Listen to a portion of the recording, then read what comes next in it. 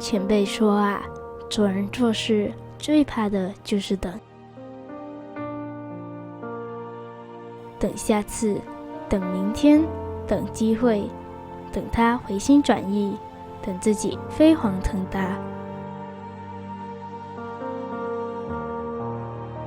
多少人的一生在这些等待中逐渐黯淡，这么多无期的等待，多少能有结果？人生就像一场戏，在无尽的等待中错过了美丽。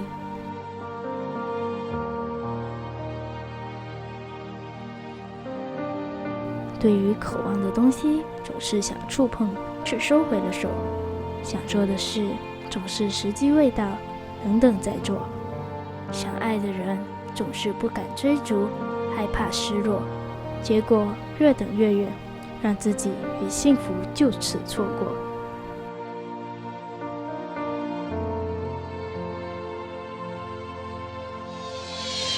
暴涨的房价，远方的梦想，珍贵的感情，什么都经不起等。炙热的真心，等等就凉了；发光的机遇，等等就暗了。有的时候，等待不是积累，而是软弱。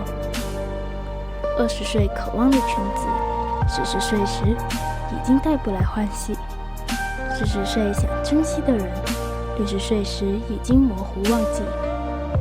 等你真的有了你以为能追逐梦想的条件，却早已失去了当时存在的一腔热情。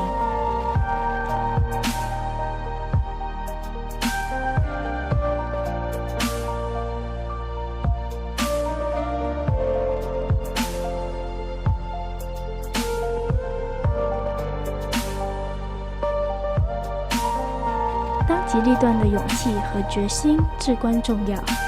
想说的话，现在就去说；想见的人，现在就去见；想完成的梦想，现在就去努力。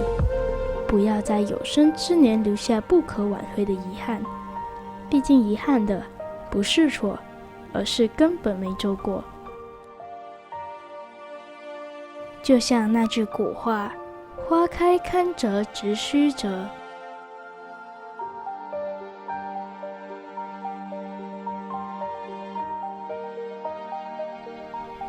说着说着，我们的芒果糯米饭已经弄好了。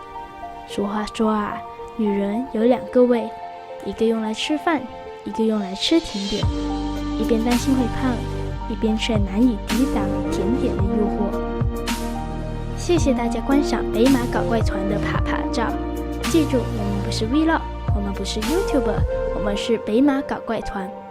疫情当下，我们等一等，忍一忍，就是对国家最好的贡献。大马人，你们要加油，你们可以的。